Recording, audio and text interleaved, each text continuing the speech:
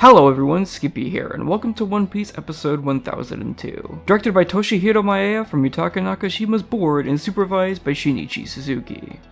Like I said at the end of last week's video, for an outsourced episode I've learned what I should expect from them even if they can pull off a 992 and be great. So while I'm expecting this to be a solid episode that feels less bombastic than the in-house Toei work, who knows how it'll surprise me. As it's Yutaka Nakashima's first board as a storyboard only member of the staff for a while, so maybe its ideas will be aplenty and will help this episode get by just fine overall. And the once again lack of Kawanori animation might help the overall visuals aplenty as well. So will episode 1002 be a standard outsourced episode with a solid board, or will it be more? Let's trudge on forward and find out.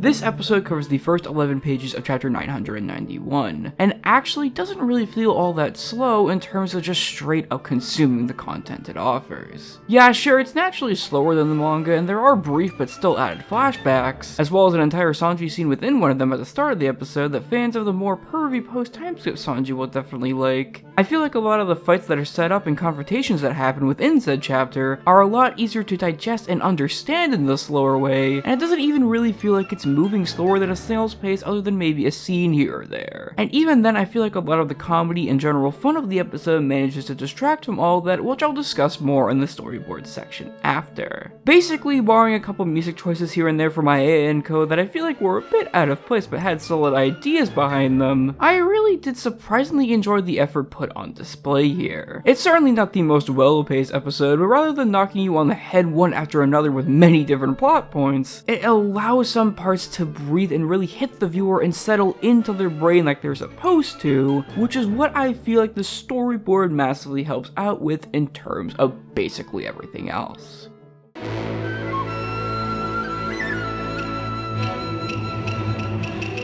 Due to him being storyboard only for the time being, I was expecting a bit more from Nakashima in some areas, and I'm glad to say that I was right too. As you can really feel the fun and classic One Piece nature through the well-timed and snappy comedic gags, characters turning into smears and other things to subtly act, and his usual casual vibrance that helps pepper the small elements of it, like the red line art when Luffy realizes Apu is around through observation hockey. While there may not be any crazy scale as is the norm with his board, and there is probably a bit too many shots of people's feet walking and or running on the floor, there's a casual yet intensive nature to Nakashima's board here that shows just how much attention he put forth to try and make it as solid as can be for Maeda and co, in which I think that they executed it quite well, even if they didn't really stray too far from the board itself, I think. He just gave them a well-rounded board that doesn't go too far but has the essence of One Piece locked within it. And when Chief Supervisor Keiichi Ichikawa crooks a good portion of the art from our folks at Magic Bush to polish some stuff up, along with Matsuda making sure every single Zoro looks pristine, 1002 is another surprising outsourced episode.